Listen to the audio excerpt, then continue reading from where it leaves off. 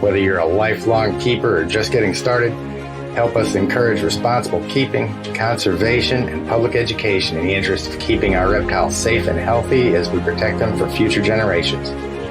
You're invited to spend time with us as we experience these awesome animals together on Intrepid Exotics.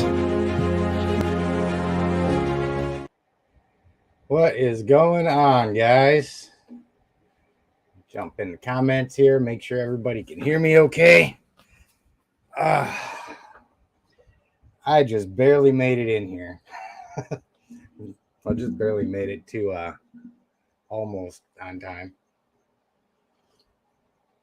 I had to set everything back 15 minutes to begin with because I had just gotten in maybe 6, 7 o'clock, got some stuff done, and was working on this new camera and getting it all tweaked out.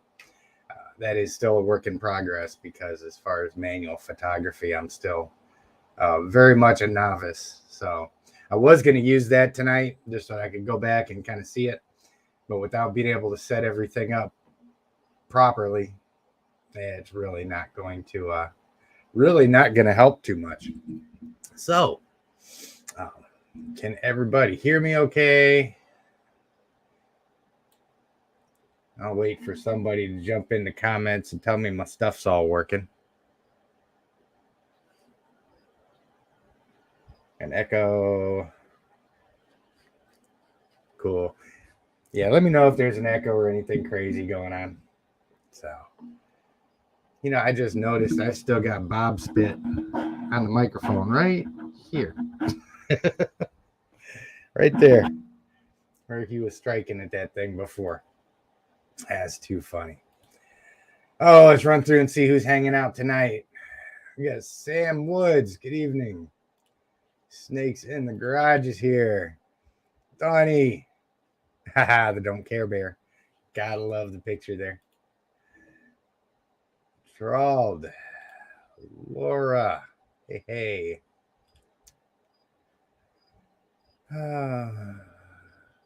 I was so close to not coming on tonight.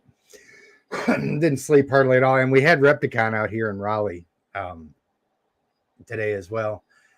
It was actually a pretty big one. Went down there to hang out with Jeremy. You guys may know him as Brass Man Reptiles.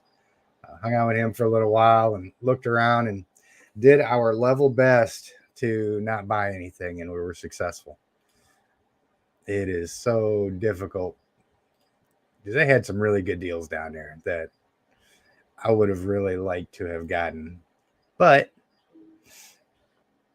again, you just can't go out and buy every reptile that you want to, because then you end up getting overwhelmed and having to shorten your supply again. Nicole, good evening. Let's jump down here. Oh, yeah, no, the new tech isn't necessarily giving me issues. It's just I've got a lot to learn about photography. And so this is my first experience with an actual, using an actual professional grade equipment. So over the course of the rest of the weekend, I'm going to be giving myself a crash course in it.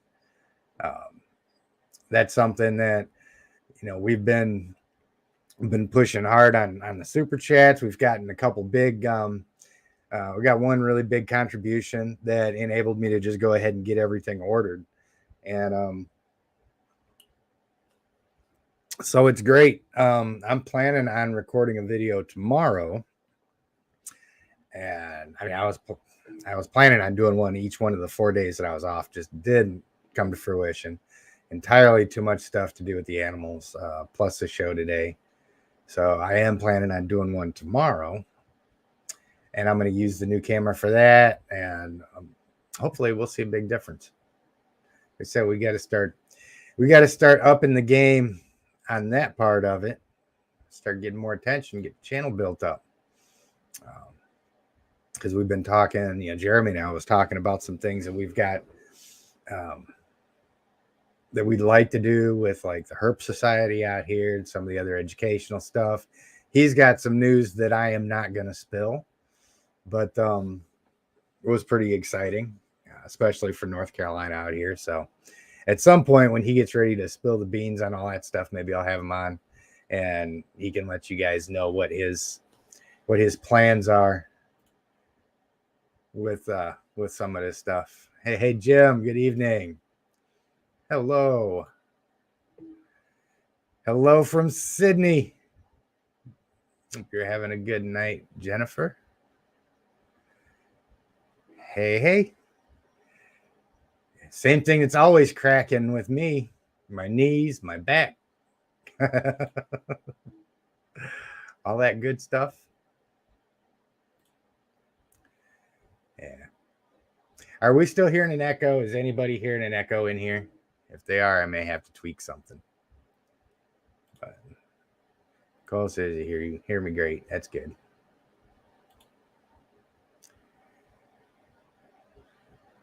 Craig Ferguson has one of these. Sweet.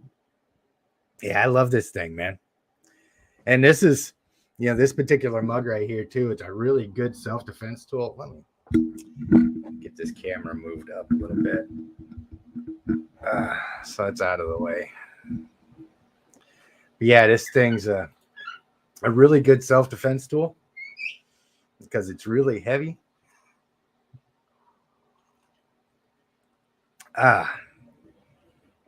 So if anybody comes in and tries to mug me, then I can bludgeon them with that thing. That'd be great. Okay, awesome. Cool beans. Oh, man. Elite Dangerous. For those of you that aren't familiar, Elite Dangerous is one of the most time-consuming and probably the best space sim out there. I've got the whole rig set up out here. I've got the HOTAS set up and the head tracking stuff. I used to play that thing all the time and just kind of stepped away from it because video games they're counterproductive to being able to make videos and stuff like that. It's so easy to burn a whole weekend on that stuff, and before you know it, you're like, oh my God, I didn't do anything this weekend. But yeah, good game. If you're into that stuff, that's a great one. Probably the best space flight sim you'll ever play. Okay, good deal. Good deal. Hey Jay, how you doing? Christina, Jeremy said hello. They had a really big show out there in Raleigh today. All I picked up was 1,000 crickets, which you may or may not be able to hear back there. But and the box, man, too, when I was putting it in here, I've got about 10 escapees running around out here someplace. So I need to get a couple free roam lizards or something that can come in here and clean up after me when I dump those things all over the place.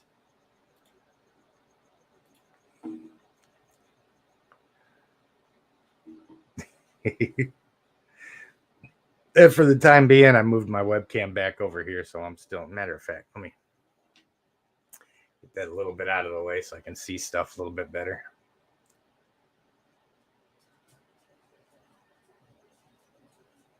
All right. My bot. Hey, Jessica. Well, Jessica's always working on something. Oh, cool. Yeah. Oh, Bob got a lot of attention, man. He, a lot of people really dig that series. I cannot wait to start doing some series on some other species. I want to start another because I did like the one series on the reticulated pythons and the series on the Nile monitors so far. I'm trying to decide which one I want to do next. The problem is that, I did doing the series on the reticulated pythons. I can go in and I can do another whole series on Burmese, but so many things are so similar, there's much more similarities between Burms and retics than there are differences. So much of that series is going to be repetitive. And, doing a series on boas too, a lot of that stuff's really similar. The locations where they come from is different, but for the most part, I mean, it's really similar caring for all the big snakes. So I try not to make things too repetitive, but maybe with the new recording equipment and stuff like that, I could spice up some of that stuff so that we can still put the series out there and have it. I don't know. What do you guys think? I mean, do you think it's worth doing it for each specific species, even if there's only going to be like maybe 10 minutes worth of differences in the whole series of videos, just so folks can have it? Or I don't know. I just don't want to get it to the point where people are like, dude, you're putting out like the same thing in all of these series and just pictures of different animals. So I'm just trying to maximize my time, I guess.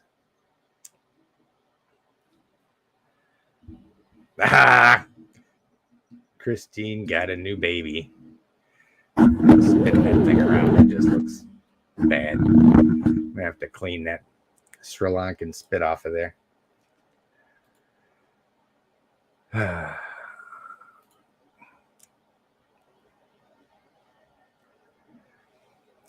Well, that's good. Oddly enough, I'm not using the new camera tonight. I tried to, and I was gonna use that and have that one set up, but I turned it off so that I could go out and get some stuff done. I came back in, turned it back on, then it was zoomed in. I couldn't figure out how to get it framed back the way I wanted it to. So, like I said, I'm going to crash course that thing this weekend. My next video that comes out tomorrow is going to be using that camera.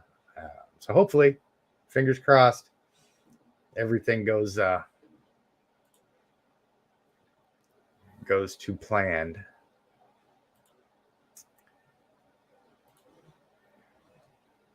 Yeah, we was walking around the show out there, Christina talking about her new snake. There was a rainbow boa that we almost got. There was a white-sided black rat snake that was, Ruth couldn't put it down. She was sitting there looking at it, and she'd put it down. She'd pick it back up, and she'd look at it. It'd just stare at it. And I thought for sure she was going to put it in a bag, but we were good. They had a sailfin dragon up there that I was drooling over that we didn't get. So that's one of the things that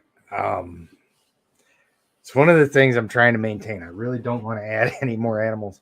I wasn't going to add any more animals to begin with, and ended up picking up the 4 more snakes with the because we got the Sri Lankan, the male retic, the dwarf retic, and the Sri Lankan, and then we picked up the Chloe, the rescue. So that maxes us out on space. Like I said, when we get moved, hopefully this happens in the spring, summer, and I get more space. About every couple weeks or at least once a month, I want to get like 1 or 2 enclosures just set up, whether it be for big snakes or lizards or whatever the case may be. Every month set up a couple new enclosures, so I've always got something empty, so that when we go to shows like this, I can go ahead and bring stuff back, have something all ready for it to go, and then start working that into the educational programming and stuff like that. All stuff. Try and keep everything really different from what we've already got. So cool. No echo. Yeah, I never really had it. Somebody had said echo earlier. I think what it might have been is somebody just caught the echo when I first started the intro, because because I did have the speakers on there for a second. Probably made it.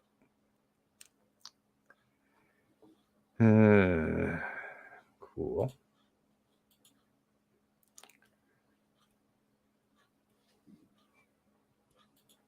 Yeah, there was a lot of colubrids up there. Hey, Brandon, how you doing, buddy? A lot of colubrids up there that it took a lot of self-control not to get. There's a couple really gorgeous milk steaks up there that were really reasonable. But it yeah, they do. Yeah, especially since, you got to figure I've been filming on this channel off my Android phone for 2 years. Every video that's on here, the live streams are all done through this Logitech webcam, and all the videos have been done through my cell phone. So this is going to be so nice. Matter of fact, when I get off this live stream tonight, I've got coffee on board. I've got this coffee.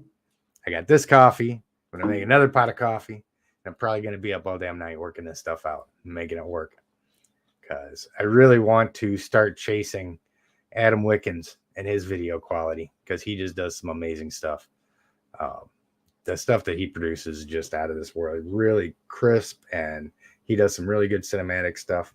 So I'm going to get on par with him at some point.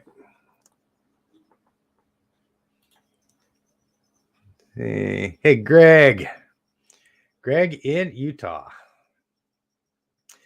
Got to hang out with Greg a little bit up at Retech Fest, man. Good guy.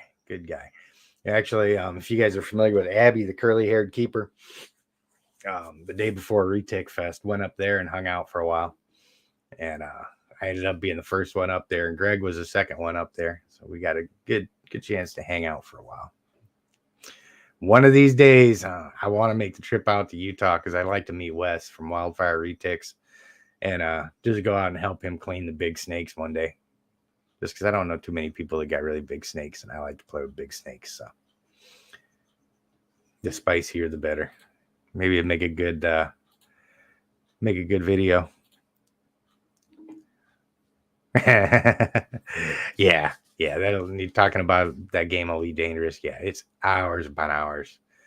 And it's been so long since I've got on. I don't know. I might be in debt. My carrier might have been repossessed.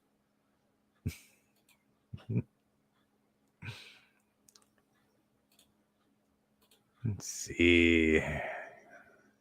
Oh. Well, I guess if you got to go to Florida, then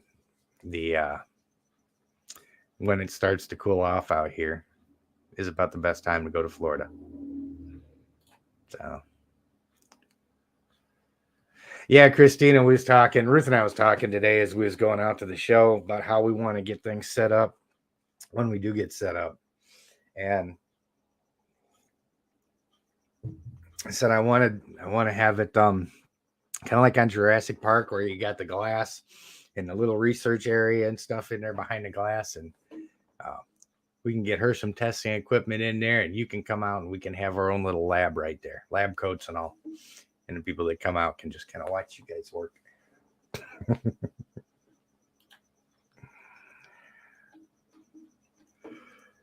Oh, don't forget, guys, get down, hit the like button. We're at 14. We got 27 on. Everybody hit the little thumbs up thing, just because. It's an easy thing. A little button down here.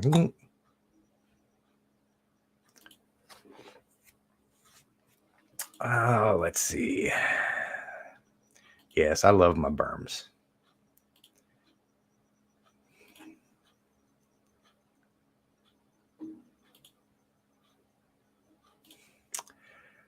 On through here.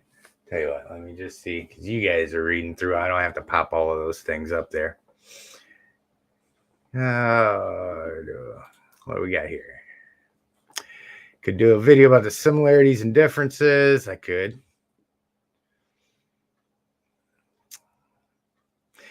There was actually, I got a comment, pretty long comment on the, I think it was the educational event video. A fella from Australia was talking about how to get over your fear of snakes and starting to work with them and stuff like that. That was pretty long. I think that may actually be the topic for tomorrow. I don't remember exactly what it said verbatim, but I remembered reading through the question, thinking, you know what, it's a common enough question, and there's enough meat to what he was asking right there that I could probably just do a whole video on it. And maybe at some point I can start putting out 10-minute videos. Should probably be better. Yeah, I'm gonna see. This is the cool thing now with the upgraded equipment and everything. I can get a little bit better video quality and all that stuff on there. So, um, even if I'm revisiting some of the older topics or doing stuff that's maybe a little bit common sense for most of us, at least we can make it a little bit more entertaining and stuff like that.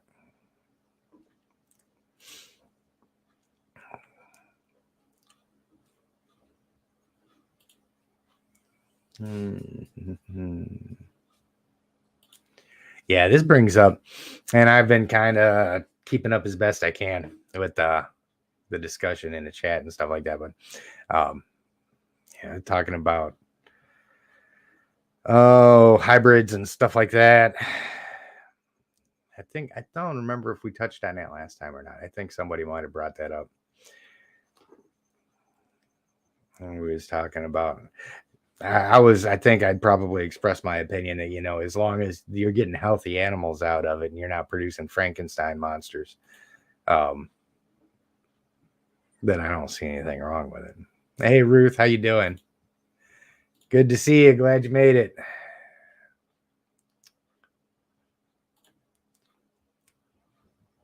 Let's see how far I am down here.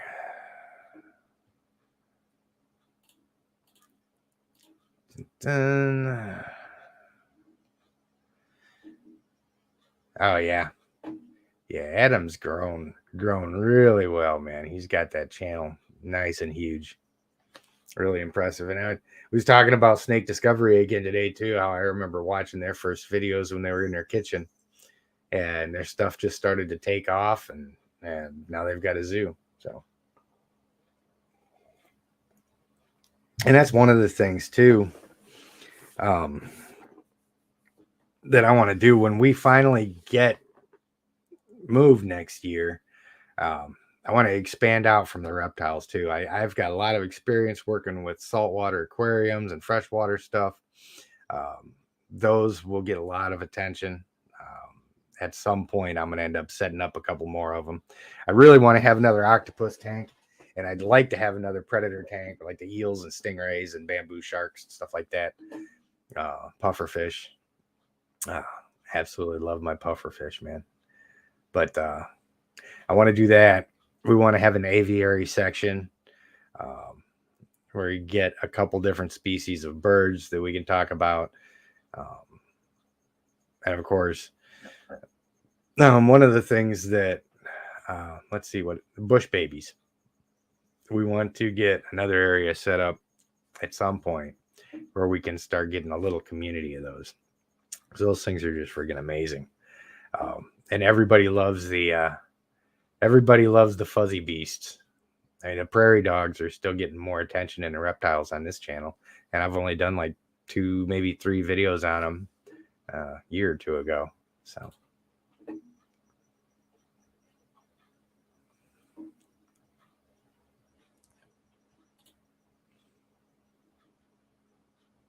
Oh yeah. Yeah, I've seen some of I catch up with Wes's stuff every chance I get. And he's just got some big, gorgeous animals out there. Absolutely love it. Yeah, that is true. There's so many times when I'm like, damn, I wish I would have had the camera going. But I did get one good one. The one time I've gotten bit in the face was actually during a live stream. I put out a short on it. I had little Bob out here with me, and he got a little freaked out. And I looked over at him, and I could tell just from looking at him that he was getting ready to pop me. And I told him not to, but it didn't work.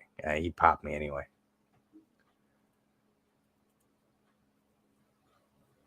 Yeah, I got to get out there. I've got so many places that I want to go at some point, but it'll get there. Because one of the things that is coming along, when we're able to expand here, is I'm bringing on some help. I've got to at least have. I mean, I've got people out here that I would trust to come over and take care of the animals and stuff like that if I've got to go someplace. But they're a long enough drive away for it to be really inconvenient, and they're so busy themselves that I would hate to ask anybody. So I really want when we get moved over to wherever we end up, whatever we find, I do want to at least bring on somebody to help. That way I'll be able to have somebody here that I trust, that I can go off and do some of this other stuff. And of course, they'd be able to help at our educational events too, so that I can spend more time talking with folks and recording the events, doing interviews with the event hosts and stuff like that, instead of spending all my time wrestling the snakes.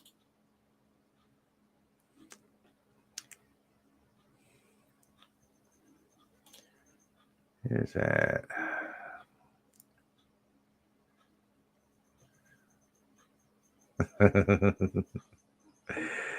Yeah. I mean, getting over your fear of snakes is only life or death if you intend to really interact with them.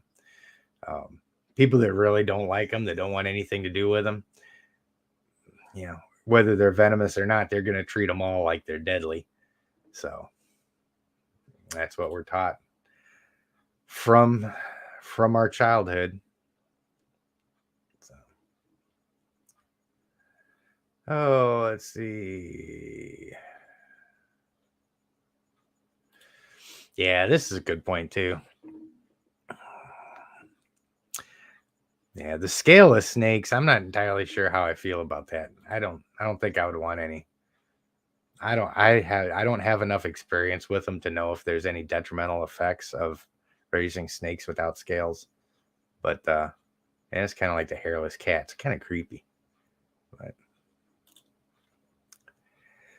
discus is one of the few that I didn't take on because they can be pretty expensive for freshwater fish. There was a place though out here, one of our old, they had since sold the store, and it's gone downhill since then. The folks that ran it before were awesome, and they did this great naturally planted tank, and it was full of like 20-30 discus in there, and it was gorgeous. It really good, like a lobby display thing that would just be great to have. Yeah, cichlids are great too. But the only thing is the tanks that you keep the cichlids in, that's the only thing that you can put in there is cichlids, because they'll go after everything else. Tara made it. Hey, how you doing?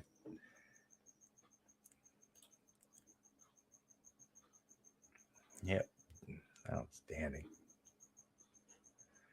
Oh, let me scroll through here some more. I think I'm getting pretty close to the end of the chat.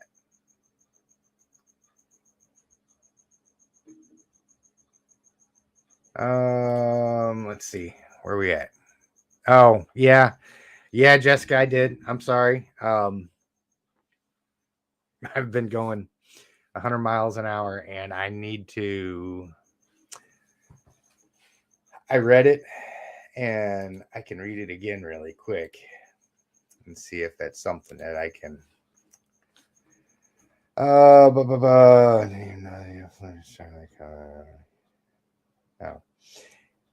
Okay. What Jessica was asking me was she had noticed that I don't, in this one specific case with my boa, where I had him in his one video, and where I didn't react a certain way that he approached me that looked like it might have been a little bit quick or something like that. And at what point I actually make a move to get their head away from me out of a anxiety about being bit. And with my bigger snakes, there's really, man, as long as I've handled them, once I get them out of their enclosures, I can't really think of a time that I've actually thought they were going to bite me and moved them away. I mean, there may be times where I've just kind of brushed their head away or something like that nonchalantly, but I can't think of a time that I'd actually push their head away because I thought they was going to hit me. You can tell a lot sometimes. I mean, sometimes you can't. They can always surprise you, but a couple clues. If they start tightening their tail and stuff like that, You can kind of, it's hard to put into words, but you can feel when a steak starts getting really tense and anxious, as opposed to when they're just hanging on, trying to keep from falling and stuff like that. There's a different feeling that you get from them, and I just don't get those frightened feelings from my snakes. Um, there was one time with Charlie when I was taking him downstairs, and he doesn't make that trip downstairs very often. It kind of spooked him, and he did come over. He bit me on the arm, but it was really weird because he didn't. I mean, none of his teeth even broke the skin. It was just enough to kind of let me know that he was freaked out for a second. Another one is kind of hard to explain with him. It was like him just letting me know, saying, "Hey, dude, I'm freaked out." But, as soon as we got through the stairwell, he was perfectly fine.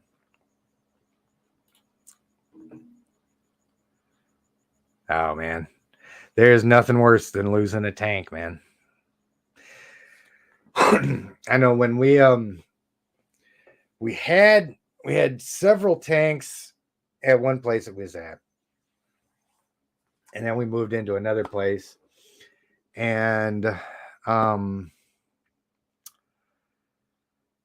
the house that we was in, it was a 150-gallon tank, I think. It had it set up against the back wall.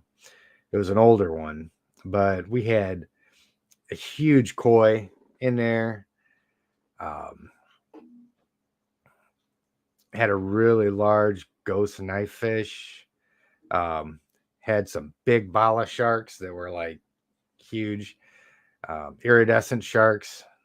Had 3 of those in there. One of them was an albino, just gorgeous.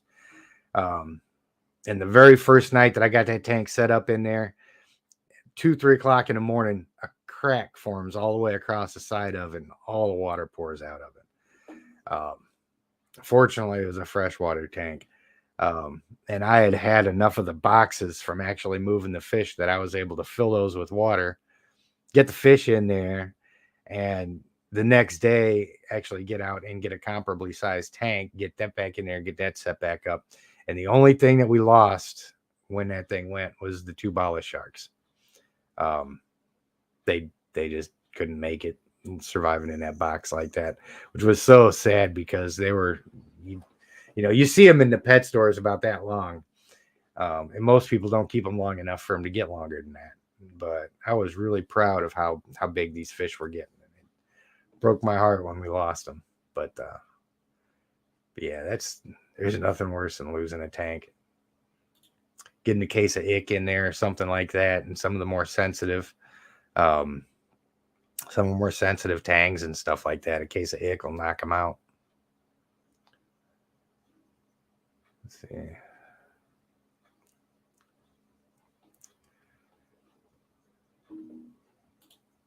Hey. First super chat. Absolutely, man. We do appreciate it. Do we notice baby retics are clumsy eaters? Your boas kings. Yeah. My clumsiest eaters, I don't know, man. It's funny. I get so many of my different species are clumsy eaters. A lot of my snakes, man, my hognose, my ball python, sometimes he couldn't find a meal if I tied it to his nose. He'll just swing all over the enclosure. Even as slow as a hognose strike, because a lot of times she'll just come up and she'll open her mouth and wrap around it. But I've got times too where I'll put something in there and she's like crawling over top of it. I think actually my retics are probably some of my most accurate ones. But yeah, man, we definitely appreciate it. Our the next expense that we've got now that we've got the recording equipment, we're getting that set up, is going to be some new enclosures. Of course, those are I want to add at least 2 more 8-footers. One of them I may end up putting a divider in or something like that, but I know I'm gonna be adding a couple 8-footers. So by all means, and we're still at 18, so you guys need to hit the thumbs up, hit the like button, get that up there. That part's free.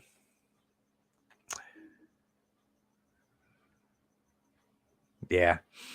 Yeah. I've had times when my, especially Niles, not so much with my snakes. The Nile monitor, when I get him outside, he is so on point. Anything that happens, a bird flies by or something like that, a motorcycle goes down the road, and he is always on point checking it out.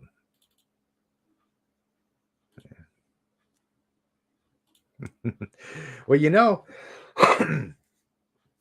it's my understanding, and of course, you never know exactly how an animal sees through their eyes.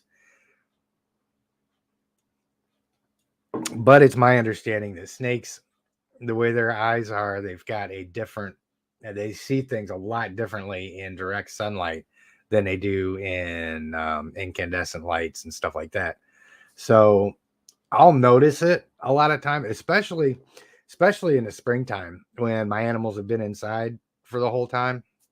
The first couple times I take them outside in the spring when it starts to warm up, as soon as I cross that threshold, getting them outside, I can feel them tense up. Um, I can feel them get real uneasy.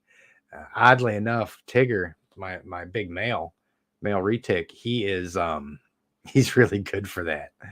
Um, the first time this year that I took him out, he almost would not get down on the ground, man. He just stayed wrapped around me, and he's like, nope, nope, nope, nope. This is weird.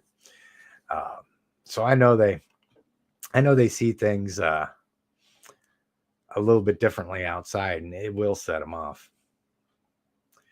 That's why I always tell people too, when we've got them outside, to be really cautious about going up around their face and stuff, and making sure that they get into a shaded area where they don't have direct sunlight coming into their eyes.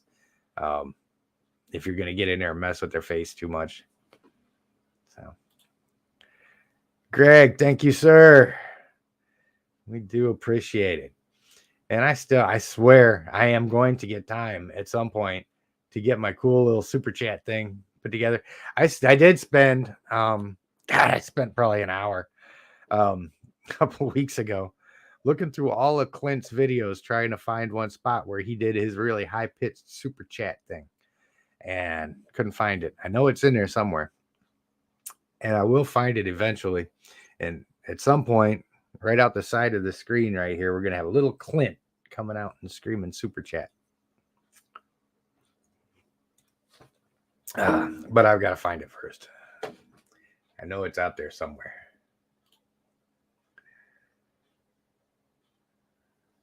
Oh, yeah. Yeah, tegus are good for that. Man, it was really kind of funny the other day. I was feeding downstairs. My Florida king snake actually gave her a small rabbit, and had the rabbit by the leg, stuck it towards the back of the enclosure, and that snake hit that thing so hard it splattered blood all on the back of his enclosure. And I pulled the tongs out and still had the foot in my tongs. I didn't have time to react, to loosen it or nothing, man. He just ripped the leg off, and I think he damn near ripped the rabbit in half.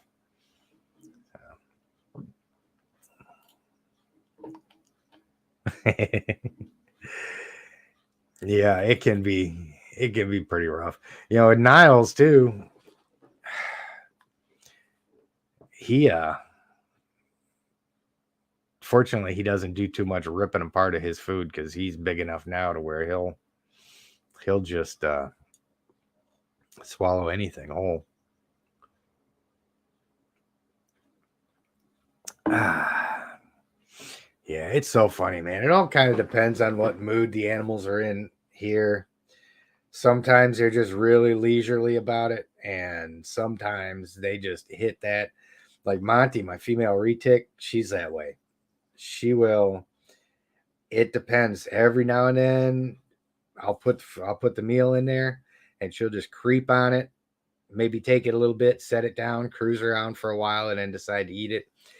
And I do want to record her sometime when she has one of her really big hits, because when she really slammed, her and Tigger both, them big retics, man, when they're really on point and they want to hit something, it rattles the whole room. You know, you get a 16-foot snake hitting an 8-pound rabbit, knocking it. I'm surprised don't knock the doors of the enclosures off sometimes.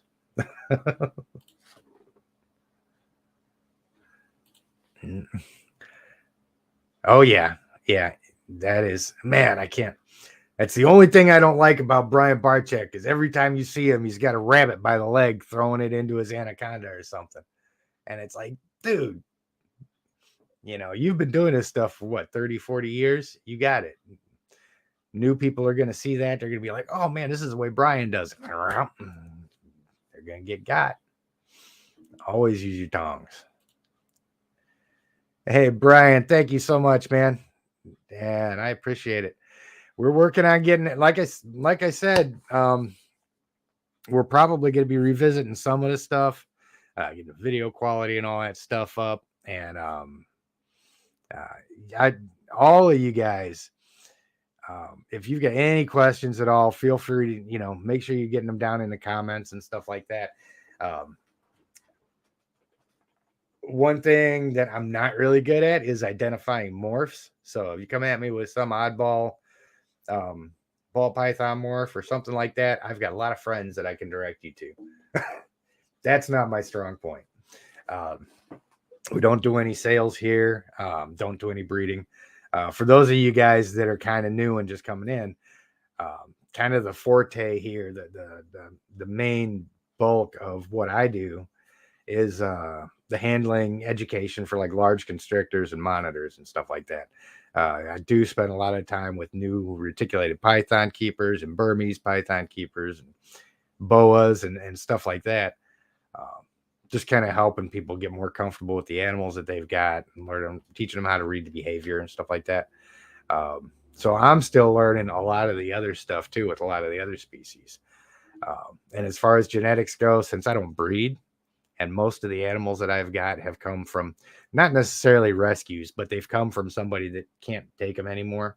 Either they are bigger than they had anticipated, or they just realize that they're going to be too big for them to handle and they don't have the desire to learn. So that's where most of my animals have come from.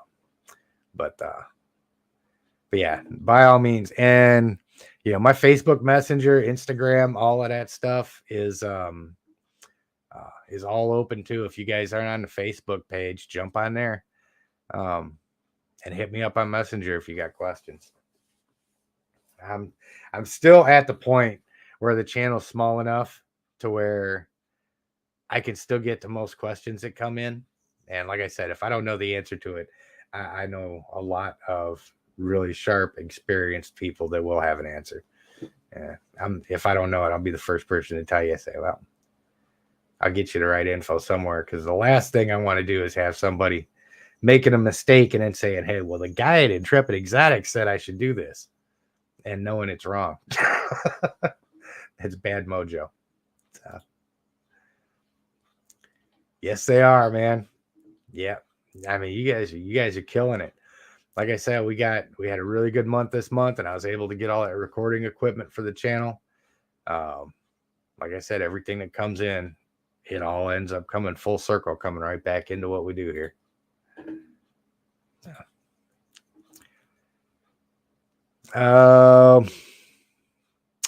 Brumating. I have brumated my tegu. Last year, I think it was that she brumated. She hasn't gone down yet.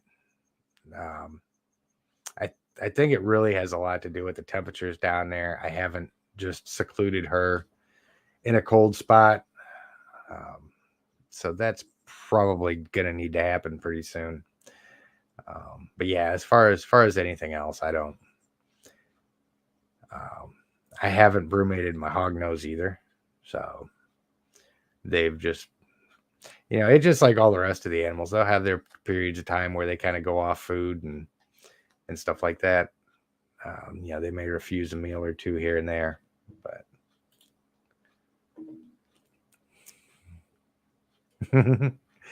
yeah, I got tagged by my little male ball python the other day.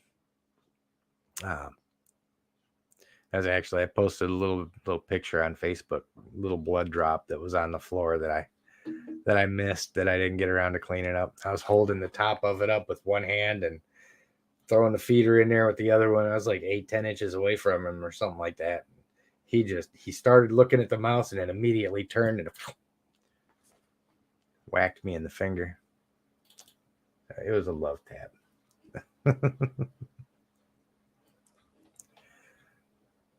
Oh, wow. I got caught back up on chats. Whee! Check that out. So what do you guys want to talk about? What questions do you got?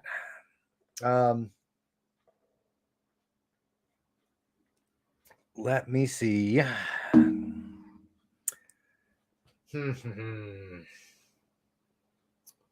Trying to think of some. Like I said, it's been 100 miles an hour today, so I haven't really had too much time to ponder some stuff. I'm thinking about getting Bob out so everybody can see him. Nobody's really seen him in a little while. And let me get him out real quick.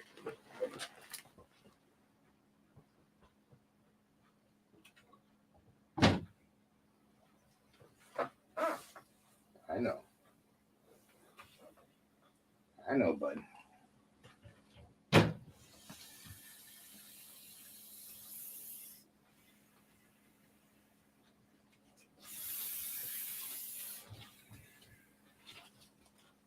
Yeah, that's a good one. You're okay.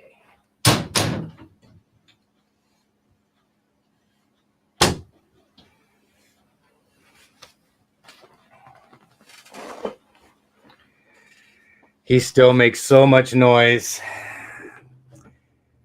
when I go in to get him. And I haven't handled him a lot here in the last couple of weeks. So I've had him out a couple times, but what is down? He's probably going to pop me in the face again if I don't move him. But yeah. Even having had left him alone for a little while like that, he's still doing really good. I can go in there and take him out without getting struck at. So I think he's finally realized that biting me is not going to do him any good. Oh, please. I know. You know, you left a big old mark on the microphone. You know that, right? And I've neglected to clean it up.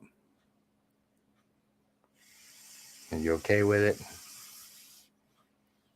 You realize it's not going to hurt you now?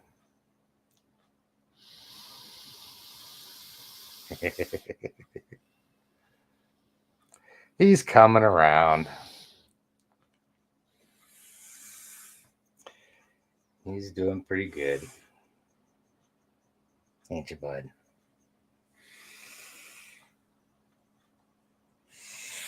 Get up under your face there.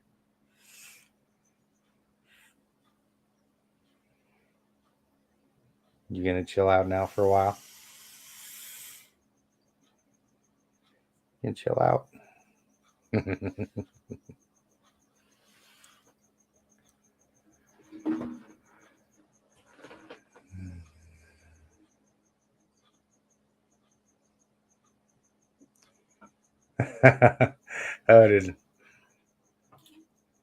I must have missed a yawn, huh? It had to have been Jay. Oh yeah, gotta love Bob. He's my spicy boy.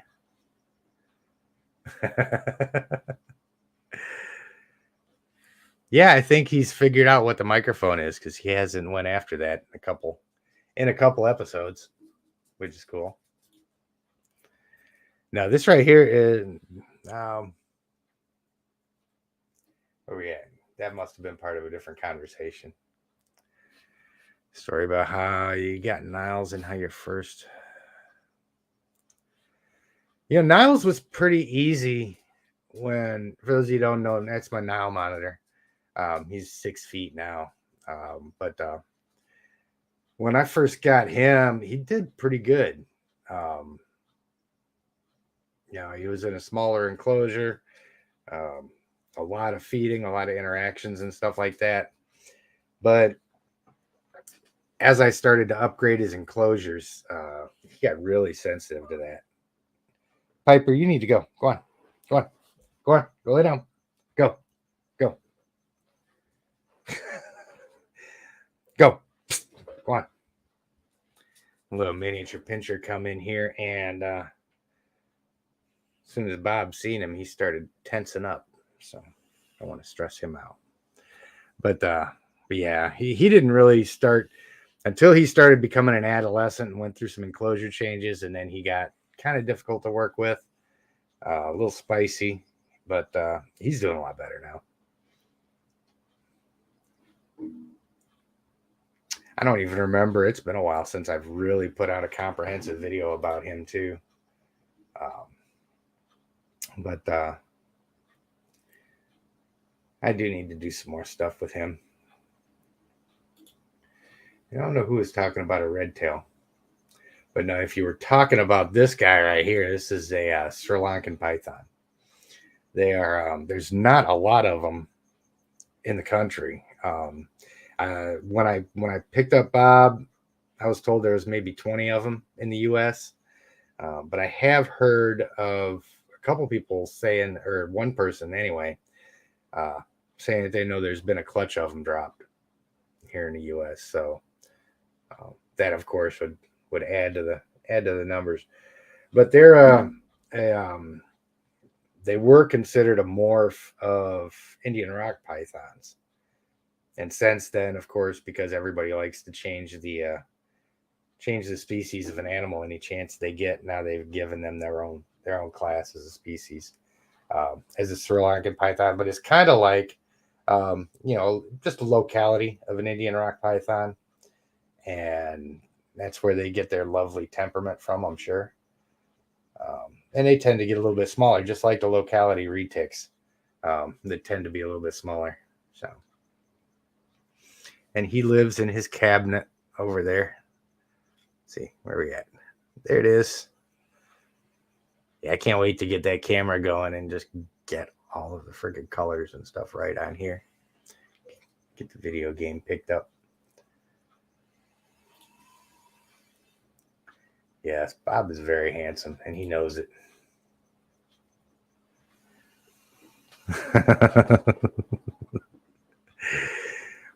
Yeah, I've found too that, like, with my larger snakes, I'll pay attention, and if it looks like they're getting ready to take a dump, I'll take them outside.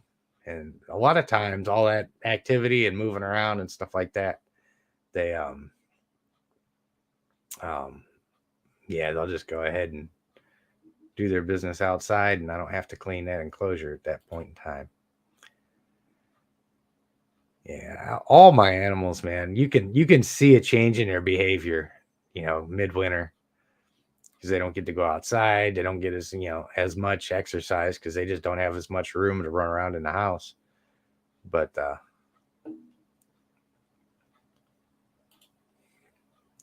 hey, Nameless, how you doing, man?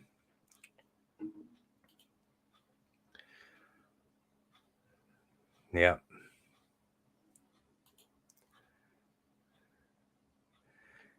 Oh yeah, man. Anytime you can kind of time that stuff just right and save yourself from having to clean an enclosure.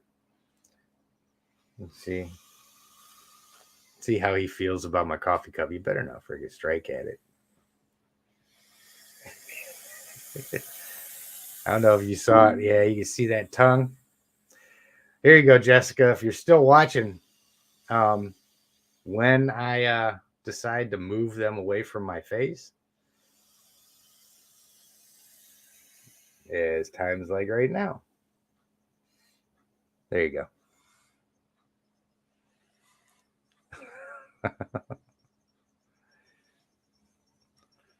Wouldn't worry about it too much, but he does have a history of popping me in the cheek. And he's got a really good grip on my finger here. For some reason, he don't want to let go. But, oh, stop getting all huffy. He's still anything out of the ordinary. You're just going to have to go over there and not watch my coffee cup.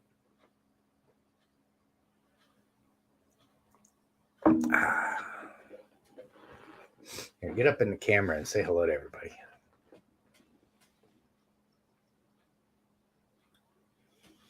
it's another thing that's going to be really great. These close-ups and stuff like that, once I get this other camera set up, are going to be so much clearer. Really be able to appreciate these guys that much more. So,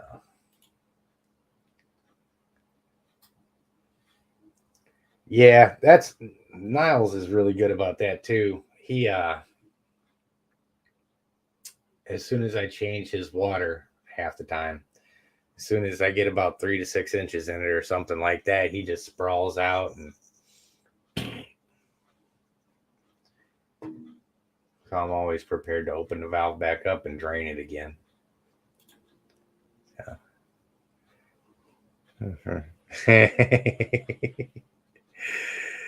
Yeah, it freaks a lot of people out when you're. I mean, if I've got somebody down here, especially somebody that has never been around big snakes before, yeah, you might be sitting down there, and all of a sudden you hear one of them snakes with gas let loose, and it just amazes people. I've actually had people, ask me, "Do snakes really poop?" I'm like, well, yeah, just like everything else does, except bigger most of the time. He does. He does. Yep. And his color too, of course, it doesn't come through here, but that little rosy, that blush color up here, these big old jaw muscles that you got. There you go. See, he acts all tough, but I mean, when push comes to shove, he's just like, okay, dude, pet me.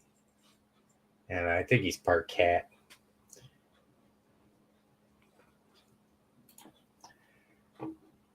If I had to guess on him, man, I'd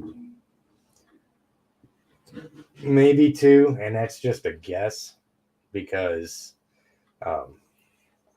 he's been through a couple different hands before he got to me, and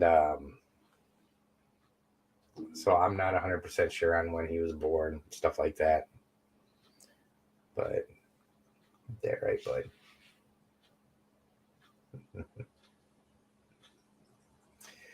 And one of these days, too, we're going to find us a big snake that's got the same disposition that this guy does, and see if we can't put out a good series, because it's honestly really easy. When we did the oh, thanks, Brian. Yeah, he is definitely a good looking animal, no doubt about that. Really proud to have him. But when we put out the handling series on him, it's real easy because a little snake like this can bite you 15, 20 times, and you won't even notice it. You'll bleed a little bit, you wipe yourself off, you won't even see the bite marks by the time you're done. So it makes kind of socializing and de-stressing these guys a lot easier than if you've got even a 6 foot, 8 foot snake, 10 foot, 12 foot, 14, that maybe has been abused and really doesn't like people, and you've really got to work with it, and it's really afraid of you. That's something that I'd really like to find out here, so that we can start doing some another series, kind of like I did with Bob, with managing a bigger snake that's defensive, and how you can do it without, because one of the things that you'll see all the time with folks that have got bigger snakes that are defensive is they overuse the hell out of the hook, to the point where the animal feels antagonized by the hook, and you just can't build any kind of trust with them, because all they see you doing is hovering over them the whole time, poking them with that hook. And people do it because they don't want to get bit, but you can't really gain any trust with them when all you do is poke them with a stick. So, I mean, there's techniques that you risk getting bit, but I mean, it's just part of working with a terrified or not socialized snake. You just got to be ready for it. That's the part of it that's just not for everybody. I know some really good keepers that I've got really good relationships with their snakes, and they wouldn't want to mess with like a wild caught or something like that, because it can be kind of nerve wracking, and they can kind of hurt you a little bit if you're not careful.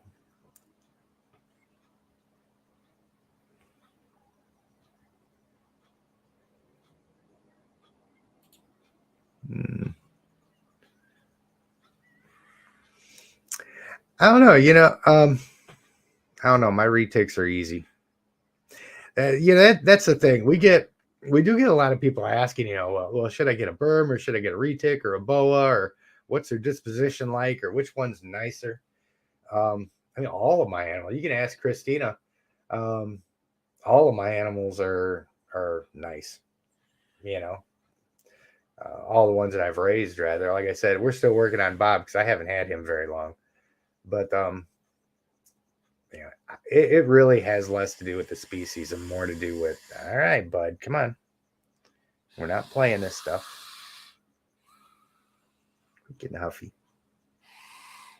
I am going to kind of try to avoid getting bit in the face again. So when he starts getting huffy, I'm going to start moving him away. But yeah, I mean, it's really, it's more to do with the handler and how confidently you handle the animal, how well you can build a relationship. None of my big snakes would I ever worry about getting bit by. Because I'm not going to just stick my hand in there if they could possibly have a food response or something like that. But once that's broken, I get them out. I don't worry about it. It's after you've had a few years of these animals, whether it's a berm, a retic, a boa. I don't have any anacondas yet, but that's top priority. Is an aquatic anaconda enclosure when we get moved. So we can start. That's going to be a really good series too. I actually seen a yellow anaconda. Those are known for being a little nippy. There was one of them up the show today. And hey, Panther. But yeah, it's I lost my train of thought because we started talking about Bob again. And what a little stud you are. Actually, I had somebody talking about wanting to breed him, and I was like, no, they're not quite there. So. Oh, hey, Jordan. How you doing, buddy? Man, I hate that you're sick. Would you get some bad food over the holidays? Hope not.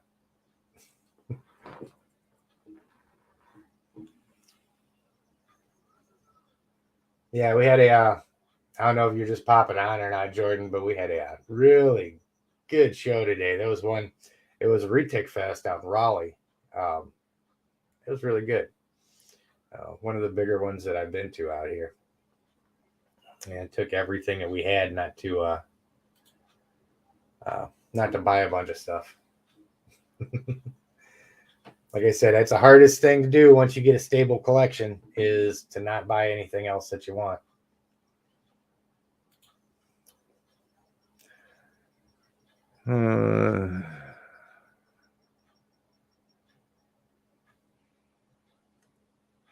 So how's that? So yeah, Tara, how's that new children's python doing? It's really funny, man. You hear some different things from breeders. They're like, "Oh man, the snake hates people. The snake hates that." I've had people, same thing with like tegus and monitor lizards and stuff like that. Some of their snakes, people contact me saying, "Dude, I really need help because it wants to kill me," and I'll just reach in and pick them up. Like, a tegu, like last year, went over to see it. It was supposed to be so ill-tempered, just reached in, picked her up, and it's like, no, this animal's fine. It's not the animal, it's the handler. This is what we need to do to fix it.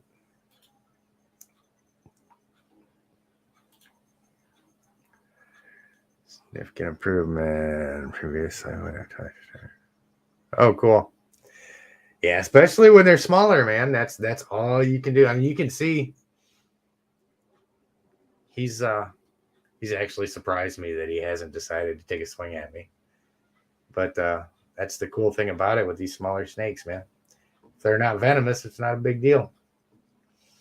And once you can get over that part of it, that's 90% of the challenge of trying to socialize these guys. Yeah. I do too. And so few of the animals that I get are really require a lot of work, which is good. I mean, Jordan, that the dwarf retake that he sent out is just the sweetest animal. It wasn't afraid of people at all. I took her out and she could, took her like 5 minutes, kind of poke her head up, see what was going on. And she has been great ever since. Yep. Well, that's Tara was saying, of course, it doesn't compare with that children's python that they'll socialize. It doesn't compare to a bull or a retic. But that's one of the reasons why I'm really looking forward to the time when I get to take one in that's really got some issues, and we can take a big snake that you've really got to be on point with your handling on and get them comfortable around people. That's an entirely different discussion than a little snake. They're an entirely different level there.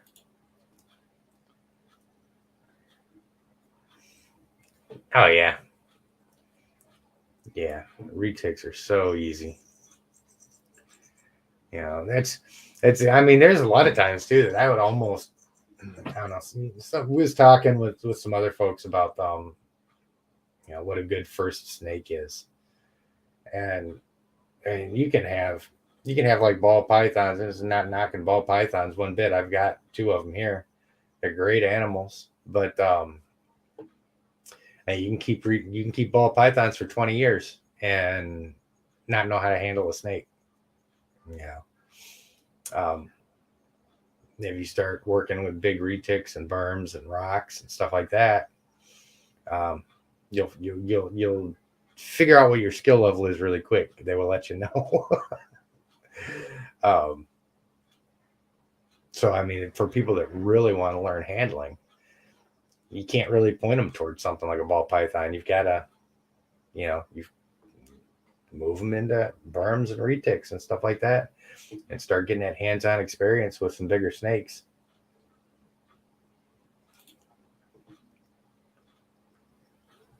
Nice. Outstanding. God, I haven't seen that in forever. I can't picture the character, but I remember the name from it. Hey, man. Oh, yeah. This is the time of year for it. The time of year for bad wrecks, man. That is for sure. I do not miss having my phone ring all night long. Let's see. Yep. That was the same thing with me. I never kept any of them as kids, but when we was out in Ohio, my granddad and I would go out and we'd garter snakes all over the place in the garden and stuff like that.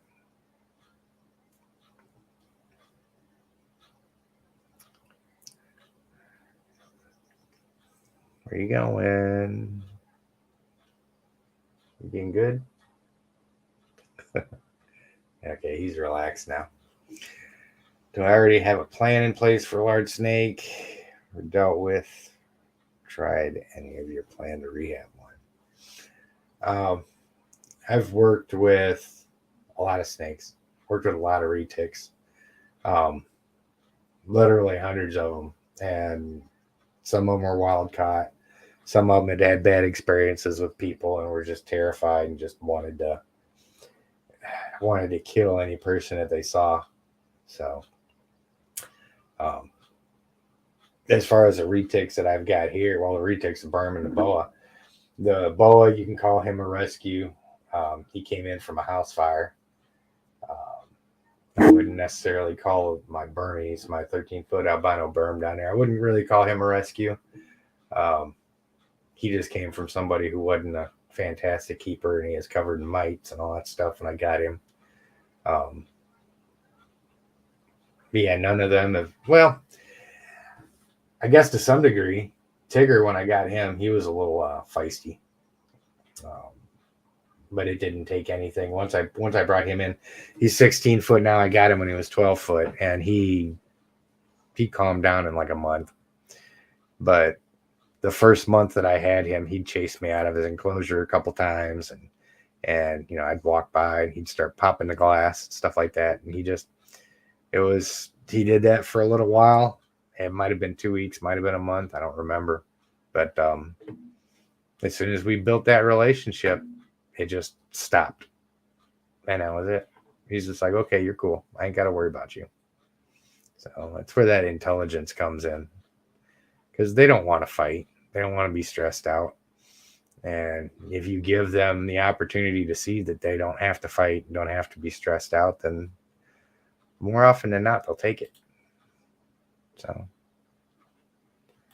oh, it's already there.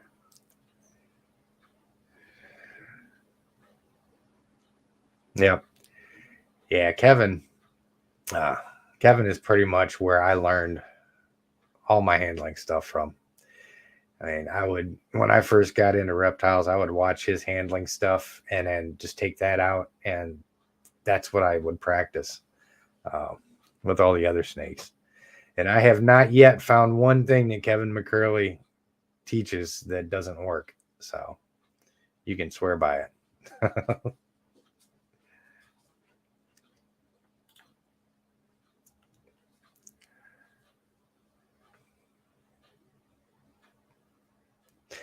Man, that's really cool. Greg was talking about having a bedroom-sized pelletarium with the cichlids in there and an anaconda on top. That's a really cool idea of having something set up like that where you can have a divider that the snakes and stuff can't get into and still see all of the fish running around. That'd be slick.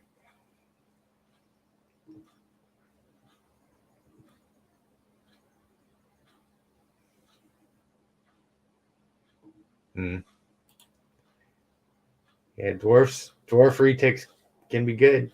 They can be deceiving too, sometimes, depending on how they're bred. I've seen some adults that are really small, and I've seen some adults that are really not small.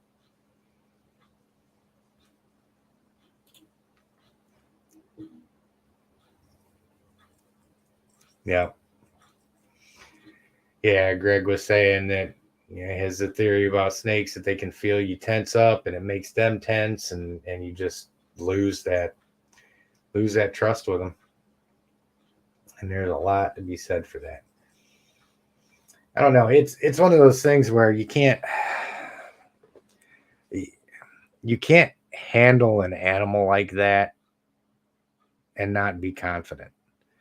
Whether you are or not doesn't matter. You just got to be able to fake it until you actually are, because they respond so well just to confident handling. If you're afraid and you're jerky and you're too terrified of the animal to support it the way it's supposed to be supported, it makes them uncomfortable. If they're sitting around your neck and your hands are moving around too much and they're stuck. I felt him jump a couple times, kind of catching as I moved my hands around and catch his attention. But you've just got to jump in with both feet. That's why I do really enjoy doing the video chats and stuff with people. They're having a hard time figuring out their snake's behavior and not being comfortable going in and getting them. I've seen some people really, really, just in the course of one or two times of doing that, just completely flip their experience around to the better. A lot of times it's just a really small tweak in what we do that makes such a huge difference with the animals.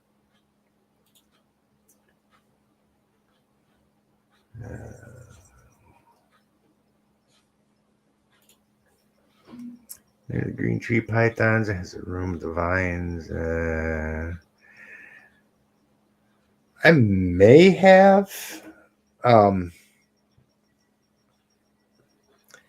entirely sure. I mean, you see a lot here and there, but I don't. Nothing really comes to mind. She's asking. I've seen a lady with the green tree pythons that had the room with all the vines in it. And they get out and climb around all the time. But that's my goal for my stuff when we get moved. I'm still not gonna have them. I'm not gonna get a massive collection. I don't want to get to the point where I've got like 20 retics and 50 of this snake and 60 of that snake. Just want to have a couple of representatives of the main species and get a good diversity in there, so that I can still have enough room for the individuals to have bigger enclosures that they can enjoy more and stuff like that. So yeah, I'd really like to get a room set up like that.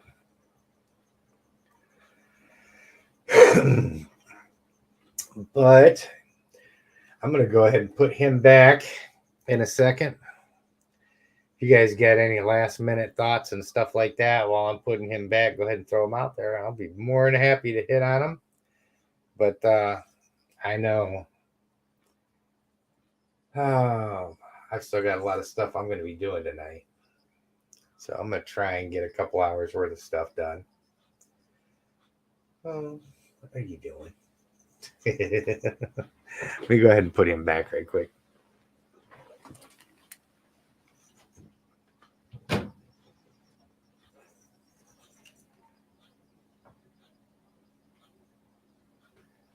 you go, bud. There you go. Back now.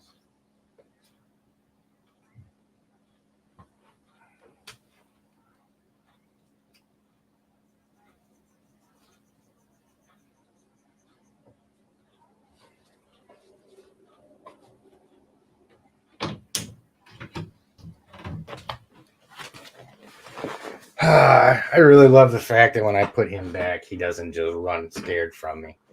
He actually sits there and relaxes and just meanders back into his house. That's a good thing. That is a really good thing. Yeah. Yeah, if you guys haven't checked out Bob Bledsoe's channel with Green Room Pythons, he's really cool too. He's a lot more entertaining than I am. He's got his alter ego that films for him. I can't remember what his name is. But he does some stuff with dwarf retics and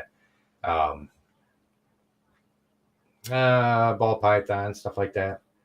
I think he's moved into green trees and stuff like that as well. So, but yeah, he's a really good dude. Yeah. Yeah, I've heard good things about Clint. One of which being that he doesn't have any information about the animals on the enclosures. He encourages everybody to just come up and ask questions of him and have conversations about it, which is really cool. It's just what I've heard secondhand from folks, but I've heard he's really interactive with folks that come out. All right, Greg, you have a good night, my friend. I'm sure the Tegus will appreciate that. Oh, yeah, absolutely. Yeah, John, I got all my equipment here. Just camera. I've still got mics and stuff like that I've had. Big thing is just the camera and the lighting.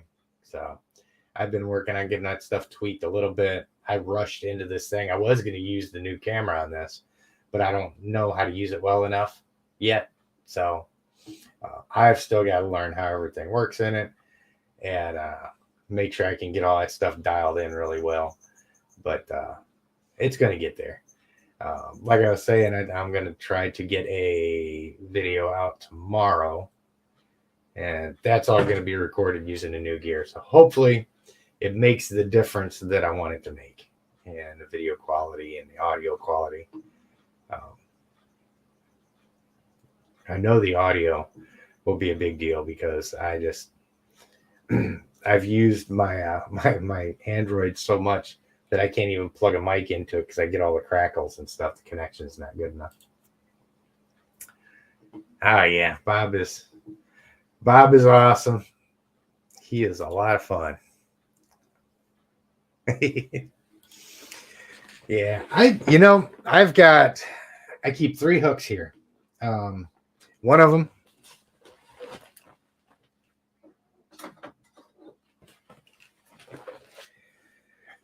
so this one little, what is this, like 2 feet, I think, maybe something like that. And get back where you can put it in perspective. So this little telescoping hook right here, probably 99% of the time, I would feel comfortable going in and using this on my 16-foot retic, because regardless of what size hook you get, you don't handle them with the hook. They're too big to handle with the hook. I mean, you can get in there and manipulate them by the neck and all that stuff, but when push comes to shove, it's all about how you handle them. I mean, there's certain animals that are rough enough that you've got to do more hook work just to keep them away from you and stuff like that. But they are the exception rather than the rule. And you should, in most cases, with most retics, if they've been socialized and treated well, something like this, because all you got to do is just go in and tap them, wake them up a little bit, maybe push their head off to the side a little bit, something like that. Just have something in there while you're making contact with your hand, because once you snap out that food response and you get a hand on them, like with my animals, as soon as my hand gets on them, they know what time it is and we're good. I'll pull on them a little bit and they'll typically start taking off like, oh, leave me alone. But yeah, I think I got a 2-foot hook downstairs and maybe a 3-foot hook downstairs. And I'll use the 3-foot hook if there's ever times where Tigger looks like he's kind of wanting to scrap. I use it, but I've never needed the extra length on it. We do overuse the hooks on retics in a lot of cases, but they are a necessity. We've got to use them. We've just got to know when to stop and when to throw that thing on the ground and just work with the animal. So, Amy Benzie, that sounds familiar. How's at home? I'll have to go back through here and see if I can find that. That's awesome. Let's see.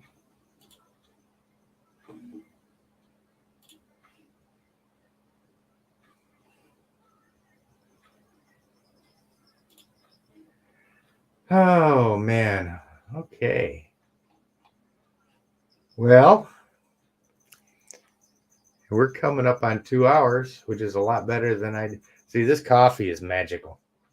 If you guys don't drink coffee, I'm telling you, it'll make you do things just absolutely amazing, because I had every anticipation I'd get on here and about 15 minutes later be going, I can't keep my eyes open. But here we are, bumping my gums almost 2 hours again. So, but it's cool. Even on the off nights, I'm still gonna come in here because I like hanging out with you guys. So the only humans that I like anymore really are snake people. So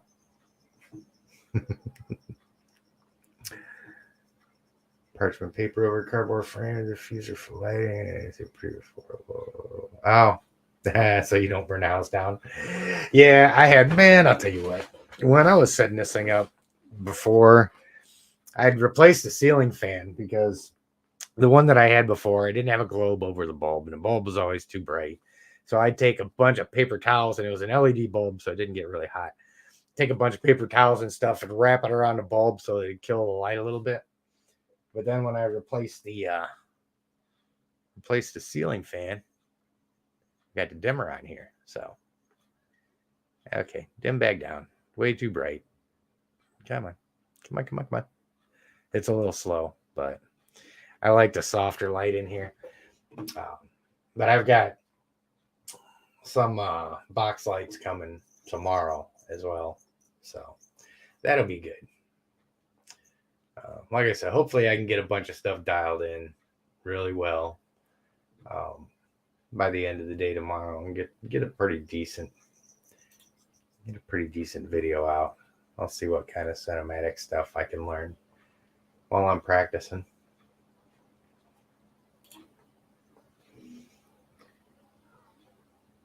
And we appreciate everybody that hangs out. Absolutely. It's one of the things that's kind of funny too, because I'll find myself a lot of times just sitting around and, looking for some kind of live stream that's going on. Some people that are sitting out there chatting and whatnot. And, Keys Constrictors is always on Fridays. But he's all ball python folks over there, which is cool. I got some awesome ball python folks over there. But it just doesn't seem like there's enough live stuff like this where, I'll just jump on and talk about everything or nothing at all and all that stuff. So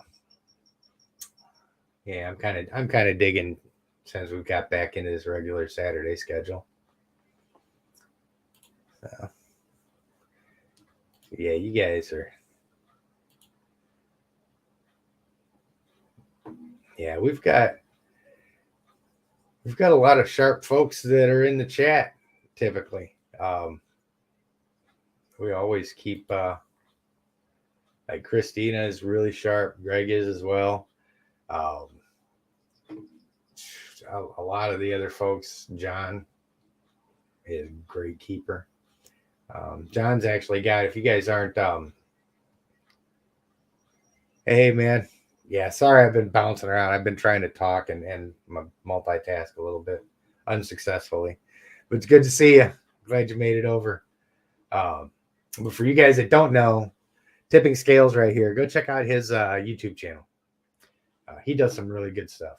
He's got some really good quality in his videos, and he's really intelligent, well-spoken. He's got some great stuff on there. So make sure you're getting out there and checking out John as well. I'm going to Shanghai him onto the channel at one point, but he's always working when I'm doing live streams. So, but, I have not ever dealt with MBD and snakes.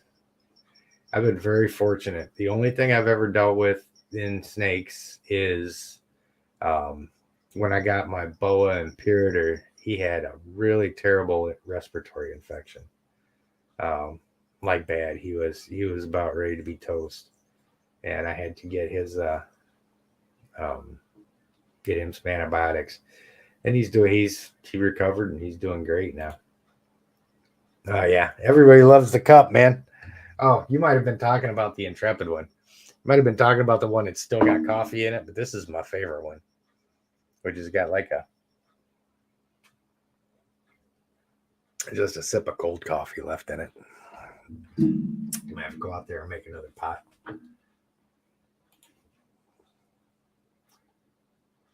MBD, metabolic bone disease. I do have a bearded dragon that I got. We ended up taking this in because it was dropped off at a shop with terrible MBD.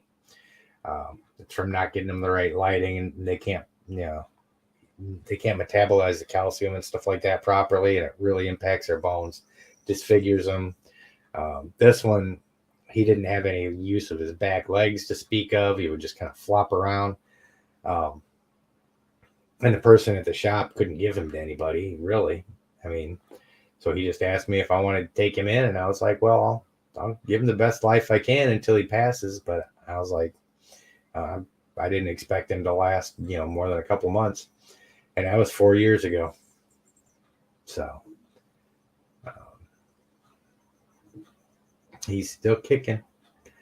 They don't get any better from that, but he hasn't really gotten any worse to speak of. So I'm really shocked that he's lasted as long as he has. Oh, Friday, Saturday. Yep. That's my weekends, man. Every day that I'm not at my job, I'm always doing something with this. So I can't wait until I can lose the job and just focus on all this stuff full time. We've got so many irons in the fire as far as the educational stuff out here in North Carolina. So much stuff coming down the pipe. So.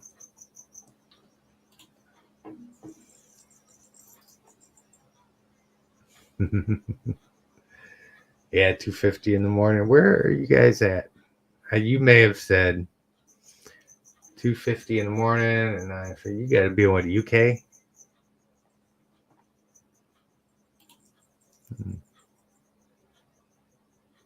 Oh yeah, we'll get on the same time at some point. In the meantime, I'll just keep kicking as many people over to you as I can.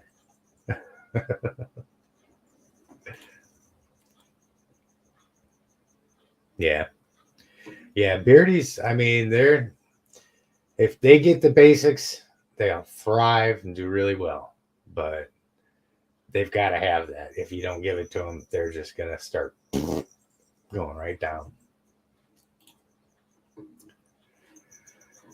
Oh, food besides insects for juvie water monitors. Got a little raptor and trying to get a good diet. Loves, yeah. The cool thing about like the way I feed is, I use a lot of tilapia and shrimp. When Niles was a little baby, I mean, he had pretty much the same diet. I just chopped it up into smaller pieces. I'd be going in there and just dissecting the shrimp for him, getting everything small enough to where he could eat it. And now, as soon as they start getting big enough, some of the stuff, like I'd feed him extra large shrimp with the shell on. He makes that stuff disappear like it's nobody's business now. Yeah, they love eggs. You can hard-boiled some eggs, let them cool, of course, and they'll go nuts over that. You can scramble them too, let them cool down. They'll eat that stuff. You can give them to them raw.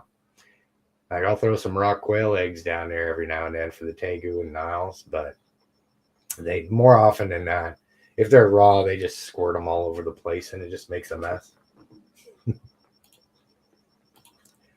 It's a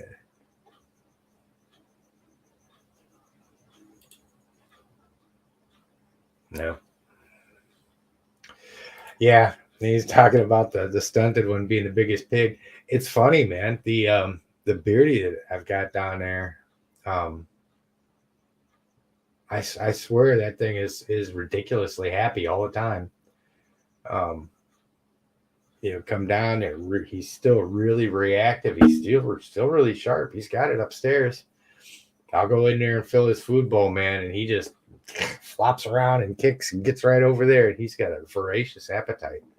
But like I said, he's just so bad that he can't really use his back legs. Can't get it to eat chicken or eggs. Get it to eat chicken or eggs. What's the matter? Food and fish. Yeah.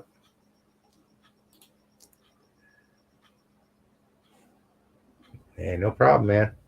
We love our monitors. Like I said, I know some really on the ball monitor people too. So, anything you need to know, ask me. If I don't know the answer to it, then you're going to help both of us out because I'll learn the answer by asking somebody else. So give me an excuse to learn something new too.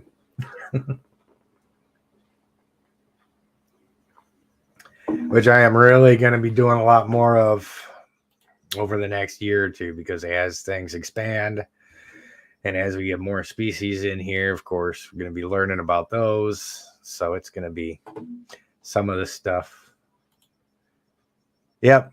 I feel you, Jordan. I'm about ready to throw in the towel myself. We got Bob put away. It's about time to go out and maybe find something to munch on, midnight snack, and then get ready to start figuring all this stuff out. So have a good night, Tara. Thanks for hanging out. And thanks to everybody else for hanging out. Thank you so much for the super chats, man. You guys are awesome. And like I said, all of this stuff all goes right back into the channel. It's either going towards, like I said, the recording equipment, animal enclosures, stuff like that. It's very much appreciated. You guys rock. And the more we can get this stuff out, the more people we can get on board, the more subscriber base we get, the more views, the more we generate, the more we can put back into it. So always make sure you hit the like button on the way out. And I'm going to hit the end stream button on the way out and go get some stuff taken care of, man. So you guys have an outstanding rest of the weekend. And I'll have at least one more video out before our next live stream next Saturday. Again, if you guys need help, got questions and stuff, hit me up on Facebook. Always happy to talk to you. And I'm off. So you guys have a good night.